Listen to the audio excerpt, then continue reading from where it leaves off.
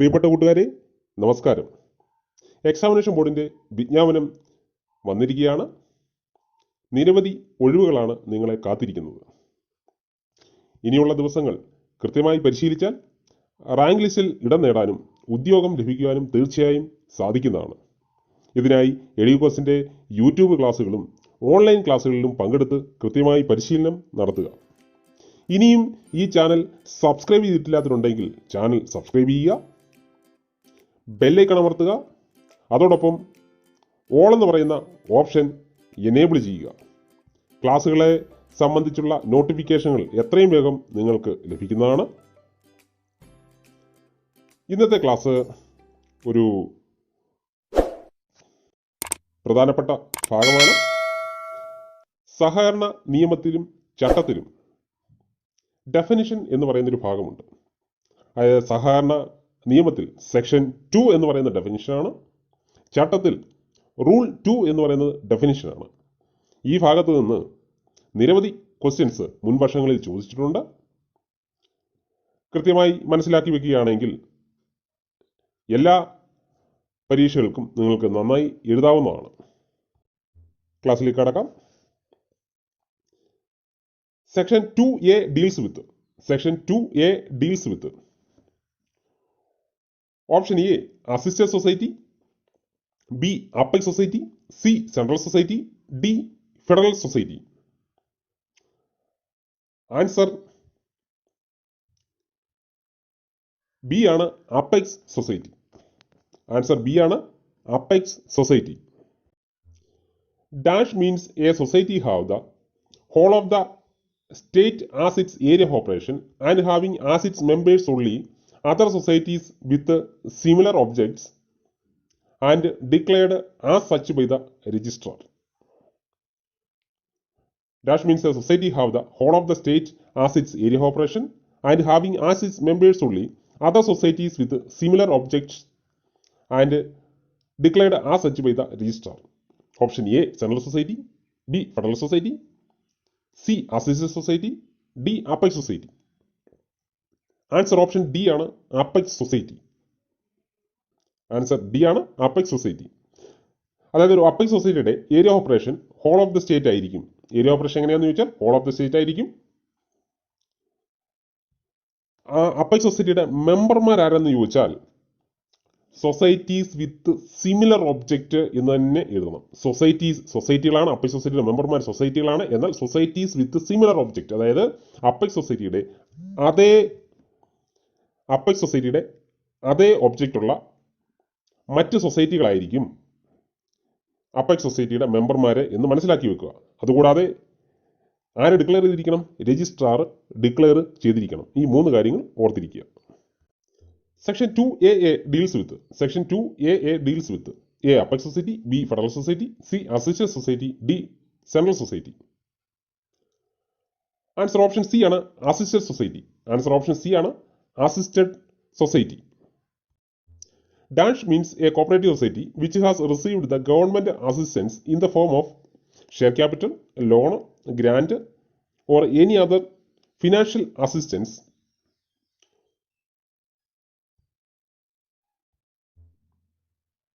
or any guarantee by the government or from bonds constituted by the government for repayment of loan, interest, or deposits. Dash means a cooperative society which has received the government assistance in the form of share capital, loan, grant, or any other financial assistance or any guarantee by the government or from bonds constituted by the government for repayment of loan, interest, or deposits. Option A Assisted Society, B Central Society, C Apex Society, D Federal Society. Answer option A ആണ്, assisted society. Assisted society എന്ന് ഡെഫിനിഷനിൽ പറയുന്നത് section 2AA അതായത് ഒരു സൊസൈറ്റിയെ assisted society എന്ന് പറയണമെങ്കിൽ ഗവൺമെൻറ്റിൻ്റെ സഹായം കിട്ടിയിരിക്കണം. എങ്ങനെയൊക്കെ? ഷെയർ ക്യാപിറ്റലായിട്ടോ, ലോണായിട്ടോ, ഗ്രാൻഡായിട്ടോ, അല്ലെങ്കിൽ മറ്റെന്തെങ്കിലും ഫിനാൻഷ്യൽ അസിസ്റ്റൻസ് ആയിട്ടോ, അതുമല്ലെങ്കിൽ ഗവൺമെന്റ് കോൺസ്റ്റിറ്റ്യൂട്ട് ചെയ്യുന്ന ബോർഡുകളോ ഗ്യാരണ്ടി നിൽക്കണം. അതായത് ലോണിന്റെ റീപേയ്മെന്റിനോ ഇൻട്രസ്റ്റിനോ ഡെപ്പോസിറ്റിനോ ഒക്കെ ഗ്യാരണ്ടി നിൽക്കുക. ഇത്തരം സഹായങ്ങൾ കിട്ടുന്ന സൊസൈറ്റികളെ അസിസ്റ്റഡ് സൊസൈറ്റി എന്ന് വിളിക്കും. Section 2AB deals with A expression of members, B dispute, C auditing of accounts of cooperative societies, D election. Answer C ആണ്, auditing of accounts of cooperative societies. Dash means a close examination of financial transactions, overall debts, if any, maintenance of books of accounts, documents, and other records of a business, preparation of audit report, and includes an inquiry into the affairs of the society and subsidiary institutions in order to ascertain the correctness of accounts and the extent to which its activities were useful in promoting the economic welfare of the members in accordance with cooperative principles.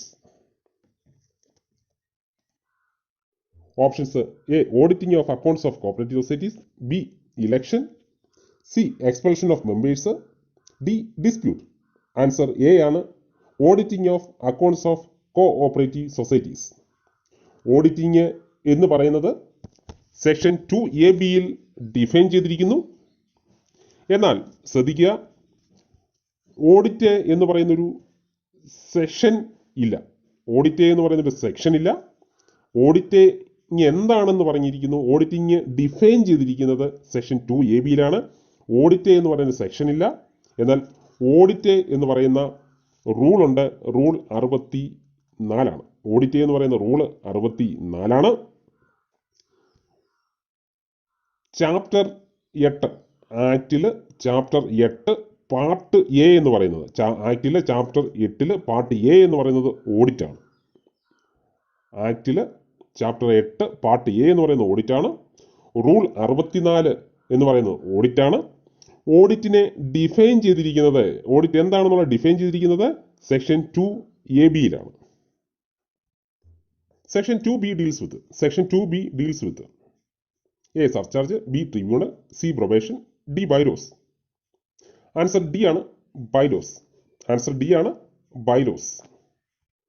Dash means the registered bylaws of a cooperative society for the time being in force.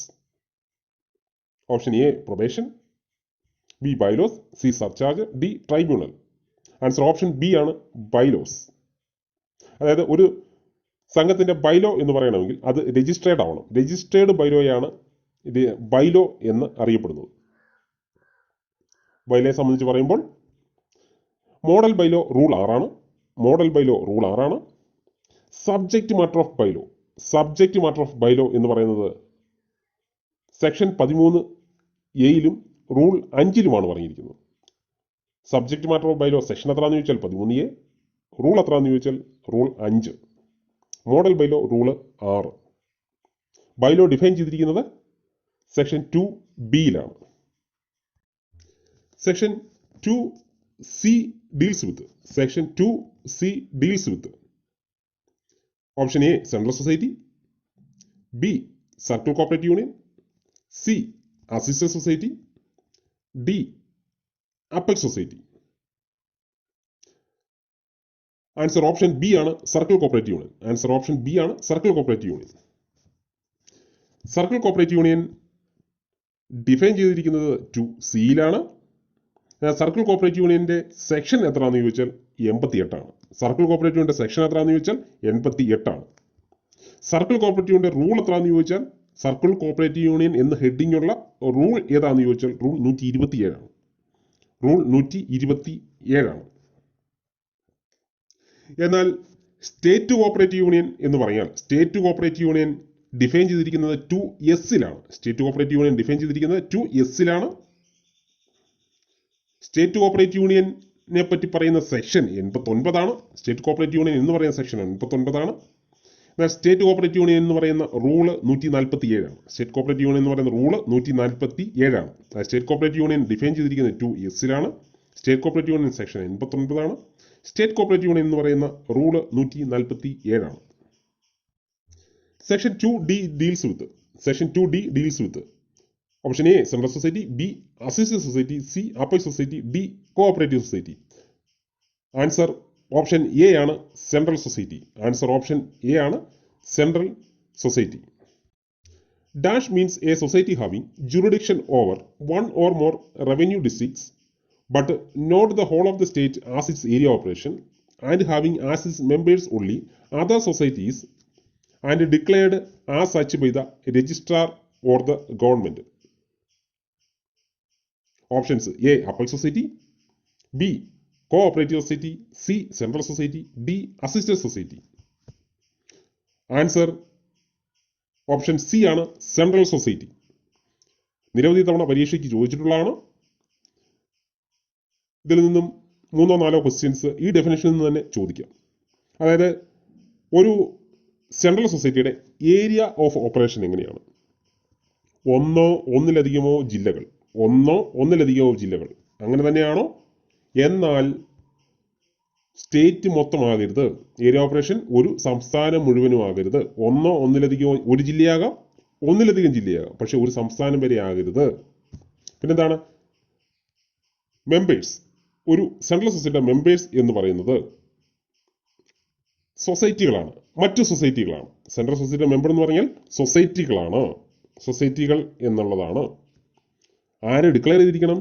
രജിസ്ട്രാറോ ഗവൺമെന്റോ declare ചെയ്തിരിക്കണം. രജിസ്ട്രാറോ ഗവൺമെന്റോ declare ചെയ്തിരിക്കണം, മറന്നുപോകരുത്. Section 2DA deals with option A chief executive, B member, C arbitrator, D vigilance officer. Answer option A ആണ് chief executive. Answer option A ആണ് chief executive. ഒരു service സഹകരണ ബാങ്കിന്റെ ചീഫ് എക്സിക്യൂട്ടീവ് ആരെന്ന് ചോദിച്ചാൽ സെക്രട്ടറിയാണ്. എന്നാൽ ഒരു ഫാർമേഴ്സ് സർവീസ് സഹകരണ ബാങ്കിന്റെ ചീഫ് എക്സിക്യൂട്ടീവ് മാനേജിംഗ് ഡയറക്ടറാണ്. ഒരു അപ്പെക്സ് ബാങ്കിന്റെ ചീഫ് എക്സിക്യൂട്ടീവ് മാനേജിംഗ് ഡയറക്ടറാണ്. അപ്പൊ ചീഫ് എക്സിക്യൂട്ടീവിനെ പല സ്ഥലങ്ങളിൽ പല പേരുകൾ അറിയപ്പെടും. അത് ഓർത്തിരിക്കുക, പരീക്ഷയ്ക്ക് ചോദിച്ചിട്ടുണ്ട്. Dash means any employees of a cooperative society by whatever designation called and includes an officer of the state government or an employee of any other institution or cooperative society who discharges the functions of a chief executive under the act, rules or bylaws. Option A arbitrator, B vigilance officer, C chief executive, D member. Answer chief executive എന്നതാണ്. അതായത് ഒരു chief executive എന്താണെന്നുള്ള ഡിഫിനിഷനാണ് ഈ പറഞ്ഞിരിക്കുന്നത്. Section 2E deals with A audit, B committee, C registration, D inspection. Answer option B ആണ് committee. Answer option B ആണ് committee. Dash means the governing body of a cooperative society, whatever name called, to which the management of the affairs of the society is entrusted. Dash means the governing body of a cooperative society, whatever name called, to which the management of the affairs of the society is entrusted. Option A registration, option B inspection, option C audit, option D committee. Answer D committee. Answer D committee. Section 2EA deals with option A assisted societies, B cooperative arbitration court, C registration, D inspection. Answer option B ആണ് cooperative arbitration court. Cooperative arbitration court define ചെയ്തിരിക്കുന്നത് 2EAയിലാണ്. എന്നാൽ cooperative arbitration court എന്ന് പറയുന്ന section 70A ആണ്. Cooperative arbitration court എന്ന് പറയുന്ന section 70A ആണ്. കോഓപ്പറേറ്റീവ് ആർബിട്രേഷൻ കോർട്ട് എല്ലാ നോൺ മോണിറ്ററി ഡിസ്പ്യൂട്ടും കൈകാര്യം ചെയ്യുന്ന കോർട്ടാണ്. അതായത് നോൺ മോണിറ്ററി ഡിസ്പ്യൂട്ടുകൾ ഹാൻഡിൽ ചെയ്യുന്നത് കോഓപ്പറേറ്റീവ് ആർബിട്രേഷൻ കോർട്ടാണ്. എന്നാൽ മോണിറ്ററി ഡിസ്പ്യൂട്ട് ഹാൻഡിൽ ചെയ്യുന്നത് രജിസ്ട്രാറാണ്. ശ്രദ്ധിക്കുക, പണസംബന്ധമായ തർക്കങ്ങൾ രജിസ്ട്രാറും പണസംബന്ധമല്ലാത്ത തർക്കങ്ങൾ ഫയൽ ചെയ്യേണ്ടതും കോഓപ്പറേറ്റീവ് ആർബിട്രേഷൻ കോർട്ടിന് മുമ്പിലാണ്. നോൺ മോണിറ്ററി ഡിസ്പ്യൂട്ട് പരിഹരിക്കുന്നതിനായിട്ട് ഗവൺമെൻറ്റാണ് കോഓപ്പറേറ്റീവ് ആർബിട്രേഷൻ കോർട്ട് കോൺസ്റ്റിറ്റ്യൂട്ട് ചെയ്തിട്ടുള്ളത്. അപ്പോൾ കോഓപ്പറേറ്റീവ് ആർബിട്രേഷൻ കോർട്ട് കോൺസ്റ്റിറ്റ്യൂട്ട് ചെയ്യുന്നത് ഗവൺമെൻറ്റാണ്. കോഓപ്പറേറ്റീവ് ആർബിട്രേഷൻ കോർട്ടിൻ്റെ ഹെഡ് പ്രിസൈഡിംഗ് ഓഫീസറാണ്. പ്രിസൈഡിംഗ് ഓഫീസർ എന്നറിയപ്പെടും. പ്രിസൈഡിംഗ് ഓഫീസറുടെ ക്വാളിഫിക്കേഷൻ എന്ന് പറയുന്നത് 7 വർഷത്തിൽ കുറയാതെ ബാർ എക്സ്പീരിയൻസ് ഉള്ള അഡ്വക്കേറ്റ് ആയിരിക്കും. പ്രിസൈഡിംഗ് ഓഫീസർ എന്ന് പറയുന്നത് 7 വർഷത്തിൽ കുറയാതെ ബാർ എക്സ്പീരിയൻസ് ഉള്ള അഡ്വക്കേറ്റ് ആയിരിക്കും. അപ്പോയിൻറ്റ് ചെയ്യുന്നത് ഗവൺമെൻറ്റാണ്. 3 വർഷക്കാലത്തേക്കാണ് അപ്പോയിൻറ്റ് ചെയ്യുന്നത്. എത്ര വർഷക്കാലത്തേക്കാണ് അപ്പോയിൻറ്റ് ചെയ്യുന്നത് ചോദിച്ചാൽ 3 വർഷക്കാലത്തേക്കാണ് അപ്പോയിൻറ്റ് ചെയ്യുന്നത്. കോഓപ്പറേറ്റീവ് ആർബിട്രേഷൻ കോർട്ടിന് ഒരു സെക്രട്ടറി ഉണ്ട്. Not below the rank of assistant registrar of cooperative societies. അതായത് അസിസ്റ്റന്റ് രജിസ്ട്രാറിന്റെ പദവിയിൽ കുറയാത്ത ഒരു ഉദ്യോഗസ്ഥനാണ് കോഓപ്പറേറ്റീവ് ആർബിട്രേഷൻ കോർട്ടിന്റെ സെക്രട്ടറി. അപ്പോൾ കോഓപ്പറേറ്റീവ് ആർബിട്രേഷൻ കോർട്ട് കോൺസ്റ്റിറ്റ്യൂട്ട് ചെയ്യുന്നത് ഗവൺമെൻറ്റാണ്. കോഓപ്പറേറ്റീവ് ആർബിട്രേഷൻ കോർട്ടിന്റെ ഹെഡ് പ്രിസൈഡിംഗ് ഓഫീസറാണ്. പ്രിസൈഡിംഗ് ഓഫീസറുടെ qualification not less than 7 years of bar experience as an advocate. Appoint ചെയ്യുന്നത് ഗവൺമെൻറ്റാണ്. 3 വർഷക്കാലത്തേക്കാണ്. പ്രിസൈഡിംഗ് ഓഫീസറാണ് ഹെഡ്. കോഓപ്പറേറ്റീവ് ആർബിട്രേഷൻ കോർട്ടിൻ്റെ സെക്രട്ടറി എന്ന് പറയുന്നത് അസിസ്റ്റന്റ് രജിസ്ട്രാറിൽ കുറയാത്ത ഉദ്യോഗസ്ഥനാണ്. ഓർത്തിരിക്കുക. Section 2EB deals with A cooperative arbitration court, B ombudsman, C ഗഹാൻ, D consortium lending scheme. Answer D ആണ്, consortium lending scheme. Consortium lending scheme define ചെയ്തിരിക്കുന്നത് സെക്ഷൻ 2EBയിലാണ്. എന്നാൽ കൺസോർഷ്യം ലെൻഡിംഗ് സ്കീം എന്ന സെക്ഷൻ 57C ആണ്. കൺസോർഷ്യം ലെൻഡിംഗ് സ്കീം എന്ന section എത്രയാണെന്ന് ചോദിച്ചാൽ 57C ആണ്. Section 2EC deals with A cooperative ombudsman, B cooperative development and welfare fund, C cooperative arbitration court, D cooperative service examination board. Answer cooperative development and welfare fund ആണ്. Answer option B ആണ്, cooperative development and welfare fund. Cooperative development and welfare fund define ചെയ്തിരിക്കുന്നത് 2ECയിലാണ്. എന്നാൽ ഇതിൻ്റെ section 57A ആണ്. Cooperative development and welfare fund section 57A ആണ്. ഓർത്തിരിക്കുക. Section 2ECC deals with A cooperative ombudsman, B cooperative development and welfare fund, C cooperative arbitration court, D cooperative service examination. Answer option A ആണ്, cooperative ombudsman. Answer option A ആണ്, cooperative ombudsman. Cooperative ombudsman define ചെയ്തിരിക്കുന്നത് 2ECCയിലാണ്. എന്നാൽ cooperative ombudsman section 69A ആണ്. Cooperative ombudsman section എത്രയാണെന്ന് ചോദിച്ചാൽ 69A ആണ്. Cooperative ഓംബുഡ്സ്മാനെ appoint ചെയ്യുന്നത് ഗവൺമെൻറ്റാണ്.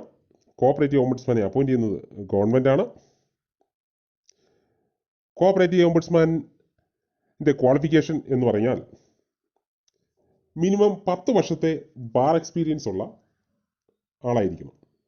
കോഓപ്പറേറ്റീവ് ഓംബുഡ്സ്മാന് മിനിമം 10 വർഷത്തെ ബാർ എക്സ്പീരിയൻസ് ഉള്ള ആളായിരിക്കണം. കൂടാതെ ബാങ്കിങ്ങിലോ കോഓപ്പറേറ്റീവ് ഫീൽഡിലോ എക്സ്പെർട്ടൈസ് ആവണം.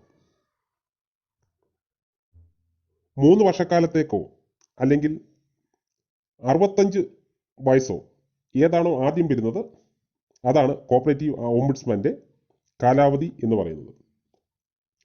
കോഓപ്പറേറ്റീവ് ഓംബുഡ്സ്മാൻ്റെ കാലാവധി എന്ന് പറയുന്നത് 3 വർഷമോ അല്ലെങ്കിൽ എത്രയാണ് 65 വയസ്സോ ഏതാണോ ആദ്യം സംഭവിക്കുന്നത്. അപ്പോയിൻറ്റ് ചെയ്യുന്നത് ഗവൺമെൻറ്റാണ്. എത്ര വർഷത്തെ ബാർ എക്സ്പീരിയൻസ് ഉണ്ടാവണം? മിനിമം 10 വർഷത്തെ ബാർ എക്സ്പീരിയൻസ് ഉണ്ടാവണം. കോഓപ്പറേറ്റീവ് ഓംബുഡ്സ്മാൻ ഗവൺമെൻറ്റിൻ്റെ കൺട്രോളിലായിരിക്കും. ഗവൺമെൻറ്റാണ് അപ്പോയിൻറ്റ് ചെയ്യുന്നത്. ഓർത്തിരിക്കുക. 2ECCC deals with A cooperative principles, B cooperative ombudsman, C cooperative society, D cooperative arbitration court. Answer option A ആണ് cooperative principles. Cooperative principles define ചെയ്തിരിക്കുന്നത് section 2E(CCC)യിലാണ്. Schedule 2-വിലാണ് cooperative പ്രിൻസിപ്പിൾസിനെ പറ്റി പറഞ്ഞിരിക്കുന്നത്. ശ്രദ്ധിക്കുക, കോഓപ്പറേറ്റീവ് പ്രിൻസിപ്പിൾസ് ഡിഫൈൻ ചെയ്തിരിക്കുന്നത് section 2E(CCC)യിലാണ്. എന്നാൽ കോ ഓപ്പറേറ്റീവ് പ്രിൻസിപ്പിൾസ് ഏതൊക്കെയാണ്, എത്ര എണ്ണം ഉണ്ടെന്ന് പറഞ്ഞിരിക്കുന്നത്, 7 കോഓപ്പറേറ്റീവ് പ്രിൻസിപ്പിൾസിനെ പറ്റി പറഞ്ഞിരിക്കുന്നത് ഷെഡ്യൂൾ 2-വിലാണ് എന്ന് ഓർക്കുക. ഷെഡ്യൂൾ 2-വിലാണ് എന്ന് ഓർക്കുക. ഇന്നത്തെ ക്ലാസ് എല്ലാവർക്കും ഇഷ്ടമായി എന്ന് വിചാരിക്കുന്നു. തുടർന്നും ഇത്തരം ക്ലാസ്സുകൾ ലഭിക്കുന്നതിന് ഈ ചാനൽ സബ്സ്ക്രൈബ് ചെയ്യുക. നിങ്ങളുടെ അഭിപ്രായങ്ങളും നിർദ്ദേശങ്ങളും കമൻറ്റ് ബോക്സിൽ രേഖപ്പെടുത്തുക. അടുത്ത ഭാഗമായി ഉടൻ വരുന്നതാണ്.